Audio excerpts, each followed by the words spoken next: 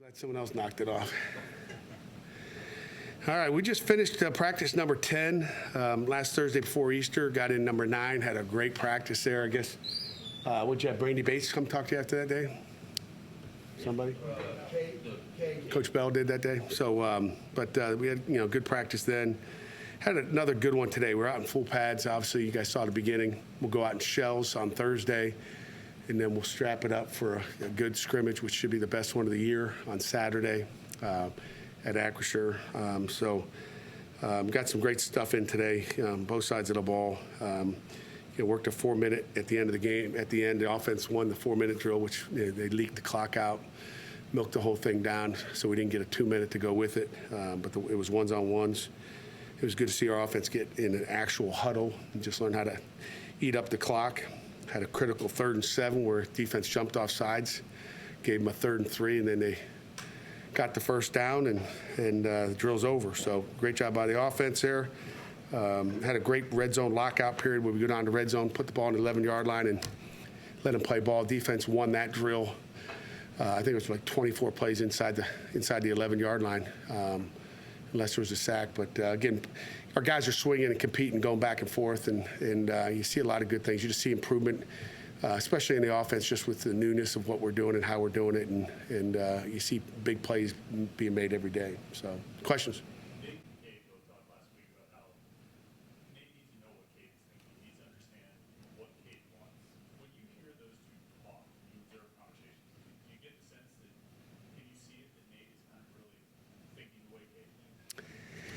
Yeah, I think so. I mean, that takes time too. I don't know if Nate can think just like Cade. Nate will be our offensive coordinator here in a couple of years.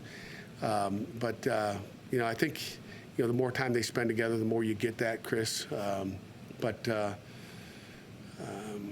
think there's a lot of things flying around out there. The guy sitting under the center compared to the guy standing on the sideline, trying to think alike. It's always better to have the marker last and be able to blow the whistle and say, hey, you should have done this. Why were you thinking that way? I was thinking this way. So, again, there's a lot of learning experiences out there, and the only way you can learn is by, success and failures. So. They talked about maybe taking too many shots sometimes. Do better at taking what's there in the defense. How have you seen him balance that? Because he wants you to be aggressive sometimes, but always be aggressive. Yeah. I mean, you want to take those completions. I mean, when you talk about playing fast ball, playing fast tempo, those balls will be there. I think Coach Bell does a great job at, trying to teach them to take what they're giving you. And, you guys heard me say that for the last 10 years, as far as just, everybody would like to have the deep ball, but we want completions and keep the drive going. And again, completions, knowing where to go with the ball quicker and put it where we can, catch it and run is a good thing. Those, they call it a 50-50 ball, but most of the time I've been around, those deep balls are maybe 20%. I can go through the last 18 years of football and show you that it's, probably averages like 13 or 14% if I added every year up in the last 18 years. So, as a defensive guy, you like people taking shots because usually they're going to fall incomplete. Some college coaches, maybe yourself, keep the spring game a little bit vanilla. So this scrimmage coming up this Saturday, more important than the spring game? Yeah, there's no question. I mean, the spring game will be on the ACC network, and nothing you guys haven't heard. We'll do our draft. We didn't do last year, so get ready for the draft. We'll do a draft here. We'll come back to that. Kids want to do it. They're asking to do it. It's more fun that way. So the spring game will be a fun scrimmage. I don't want to show everything we're doing because we got some new stuff in, obviously, and on both sides of the ball. So we'll just kind of keep it a little bit vanilla, let them go play ball. Won't be as fun, but at least our guys will get out there and play again. But this scrimmage, these inter-squad scrimmages, when it's ones-on-ones, those are, again, we want the guys to go out next week. They're still getting graded on how they execute and how they block and how they tackle and they make plays. But, you won't have, all your arsenal in offensively or defensively.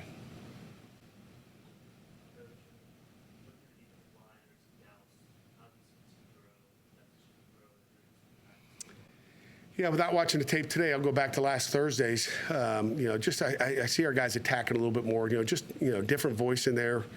I just see, just more aggressive up front. We're knocking people back, and that's something I love to see. I really like what we're doing up front.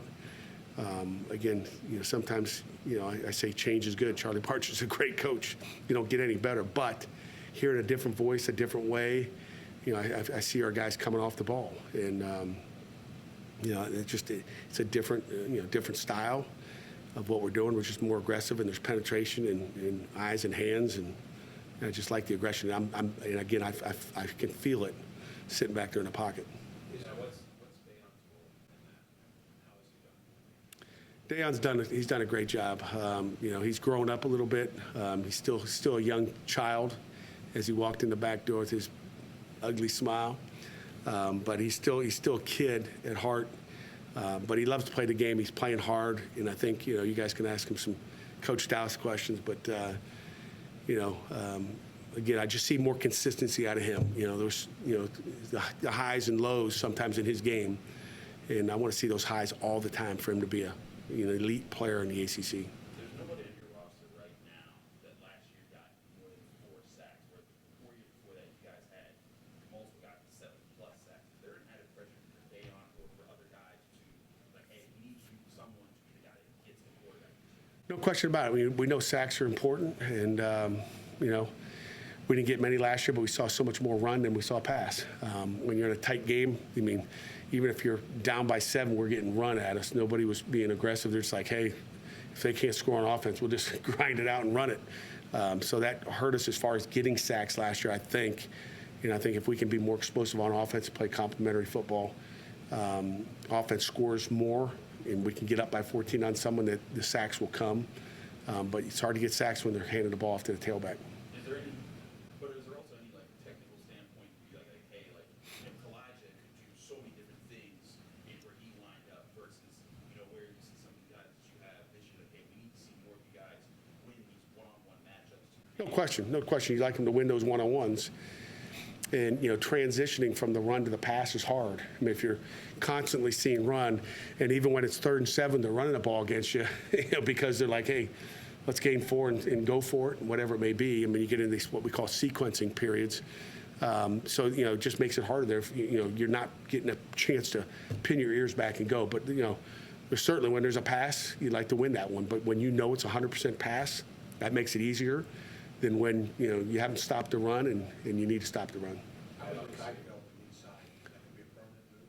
Yeah, it's a permanent move. He's permanently there. He'll never move back to defensive end. He's doing a nice job. He's got that, that cancy ability to be twitchy at the 3 technique, and he's got a chance to be pretty good in there. We like what we see a lot, and he's just going to keep getting better. If we can get him to keep his thigh boards in, he goes out to practice without his thigh boards in, Jerry, not good. Get a thigh bruise, you'd be sitting on the bench.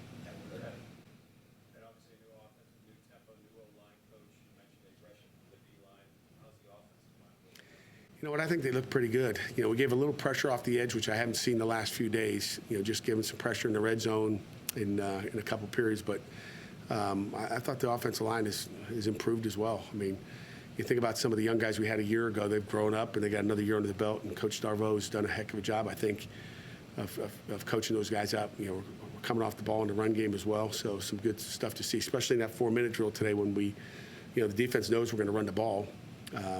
Defense had 4 timeouts, and they couldn't stop really the run. So that's a tribute to our offense in the run game.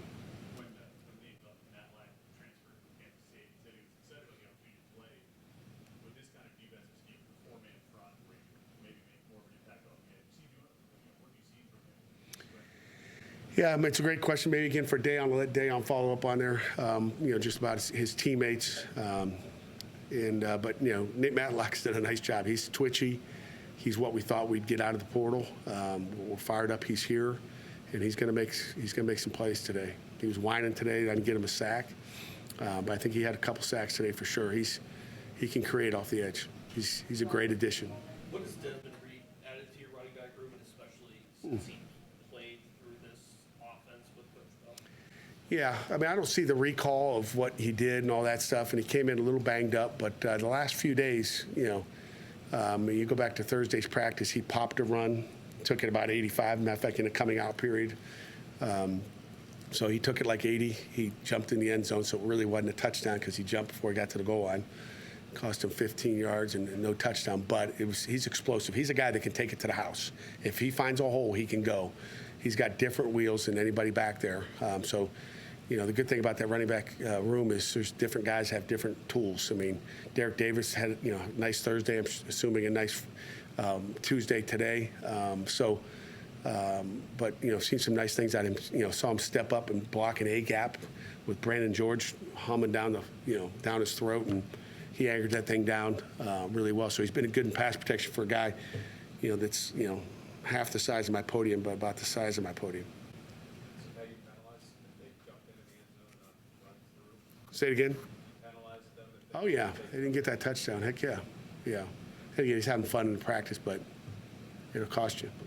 You often talk about the thinking speed of the quarterbacks in this new offense, to try to process it, but how about also like the center position, the offensive line, how fast they have to think, call out adjustments, recognize what defenses are doing, and that being a part of that. Who have you seen kind of lead the charge of that from your players in this effort? Well, you know, Terrence Moore, obviously, and Lyndon Cooper, I mean, those guys, but all, you know, all five of them up front have to make those calls, you know, and they got to make it quick. Again, we're a little bit different on defense. As fast as they're going, we're going to give you different looks. They'll see a lot more vanilla look when they get to the season, I would imagine. But we'll prepare them, you know, as well as anybody, just with all the different stuff they have to get, at, you know, in a fast tempo. But we're more multiple, I think, than anybody that will play all year, I believe. You know, and again, when they get to the 3-4 stuff, maybe they'll see, you know, different movement there. But they've done a nice job so far. Have you seen a Jimmy Morrison type of guy where like you get the first guy into the offensive line and set the tone for everyone else, or has it kind of been a collective effort to draft the offense? I think it's a collective effort. They've all been in, but you know, like I said, I think it's Branson Taylor be the guy that's, you know, leading the show right now. I think he's still, you know, leading, but we'll find out when the fall gets here. Anything final, Chris? Yeah, what is Sean Fitzsimmons showing you this spring? Sean's had a great spring so far. You know, coming out of 10, he's made all 10. He's been healthy. That was kind of one of his issues last year. He could never get healthy with that ankle. But Sean's had a really, you know, he's had a good camp. I think, did he talk last week? Yeah. So I put him in here for a reason. You know, and Sean's he's been productive. He's sound. He's coachable. He does everything the way you're supposed to do it. Final one, anyone? Coach, thank you for your time. All right.